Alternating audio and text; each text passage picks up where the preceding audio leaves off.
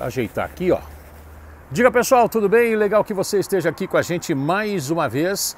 Vida que segue, friozinho também. Se você já nos acompanha no nosso canal, não deixe de ativar o sininho para receber notificações. Se não acompanha ainda, seja muito bem-vindo. Vamos falar do São Paulo na noite fria desta quinta-feira no estádio do Morumbi. O Patrick marcou pela primeira vez com a camisa do tricolor paulista desde que chegou. O Pantera finalmente balançou as redes. O Rodrigo Nestor fez 2 na vitória por 3-0. Isso acabou com as esperanças dos chilenos do Everton, que ainda matematicamente tinham chance de classificação. Agora quem passa é o São Paulo. Já não havia mais esperança para os bolivianos do Jorge Wilstermann e nem para os peruanos do Ayacucho do Peru. Agora o São Paulo está com 9 jogos de invencibilidade na temporada 2022. São 11 vitórias consecutivas jogando no estádio do Morumbi. Claro, o time não sobrou contra o Jorge Wilstermann, nem precisava. O destaque do tricolor foi um time cheio de jovens, como o zagueiro Luizão, como o próprio Rodrigo Nestor, que é das categorias de base, como o goleiro Thiago Couto, que está ganhando espaço, está ganhando minutagem, e isso é importante para ele, que agora pode ser, segundo o próprio Rogério Ceni, o segundo goleiro do São Paulo. O Jandrei é o titular absoluto. Na próxima quarta-feira, o São Paulo apenas cumpre tabela contra o Ayacucho, já que o time chegou às oitavas de final. E provavelmente o Rogério Ceni vai colocar mais novidades em campo contra os peruanos. Mas antes tem o clássico contra o Corinthians no final de semana. Vamos lá, vamos falar desse São Paulo que sobrou neste grupo na Copa Sul-Americana. Vamos lá.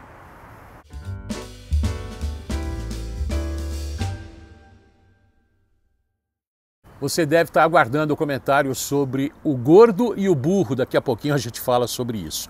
O Rodrigo Nestor fez 2, como a gente já disse aqui no nosso boletinzinho diário. Agora já são 4 gols marcados em 2022, além de 6 assistências em 25 partidas. Já o Patrick, o Pantera, fez o primeiro gol com a camisa do São Paulo em 17 jogos. Ele acumula ainda 4 assistências. O Patrick e o Rogério Ceni, e daí vem a história do gordo e do burro, os dois participaram da entrevista coletiva depois da vitória contra o Jorge Wilstermann.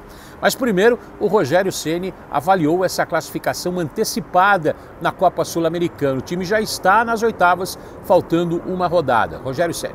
Primeiramente, consegui a classificação com uma rodada de antecedência, isso era importante para a gente. Rodar jogadores, colocar jogadores que até então não tinham nem jogado pelo clube numa competição internacional, principalmente os mais jovens. Poder também dar minutagem para aqueles que, por algum motivo, por lesão ou até pela Covid, ficaram algum tempo fora.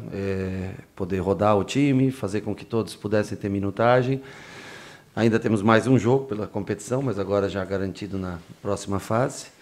E para poder, aos poucos, não desgastar os jogadores e tentar encontrar uma formação para cada tipo de jogo que a gente enfrenta. Eu acho que isso foi o mais importante, além da, logicamente, obter a vaga para a próxima fase, que financeiramente deve ser interessante para o clube.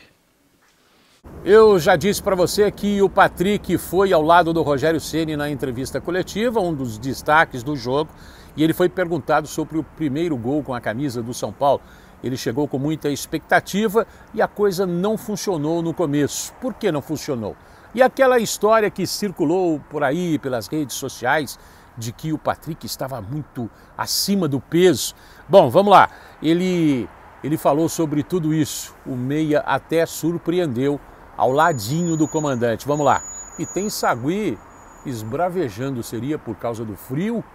Vamos lá, Patrick, ao lado do Rogério Ceni. Diz aí. No início da temporada tive Covid, né? Depois, na segunda rodada, tive uma lesão, fiquei muito tempo parado. Os jogadores entraram no ritmo, óbvio que eu saí um pouco atrás, mas esse lance da forma física é engraçado, porque como hoje, né, joguei bem, fiz gol, não sou gordo. Amanhã, se o time jogar mal ou eu for mal, eu sou gordo. É engraçado. Eu sou eu que sou gordo de todas as maneiras, ganhando ou perdendo. Mas graças a Deus, o que me conforta é que quando eu chego no vestiário, chego depois do jogo, os números são bons, físicos, então eu acho que Também eu acho que ao longo dos anos tem feito bons números, então eu acredito que isso é coisa de torcida, a gente tem que saber lidar com isso. Já deixo bem claro que não me abala em nada e vida que segue. Venceu, jogou bem, você é magro. Jogou mal, você é gordo, burro, o treinador é burro, que mexeu errado. Vamos dividir esse fardo aí. Então é isso, mas tranquilo, tive um pouco de dificuldade sim, pelo período que fiquei fora de atividade, mas estou recuperando meu espaço. O professor Rogério está sabendo manusear bem o grupo, então pouco a pouco, quando eu estiver dentro de campo, eu vou tentar ajudar o máximo possível. É no mínimo diferente o gordo e o burro. Descontração na entrevista coletiva do São Paulo mostra o momento vivido pelo tricolor. 11 vitórias consecutivas em casa, 9 jogos de invencibilidade em 2022. Agora é se preparar porque tem pedreira pela frente. Clássico contra o Corinthians na Neoquímica Arena.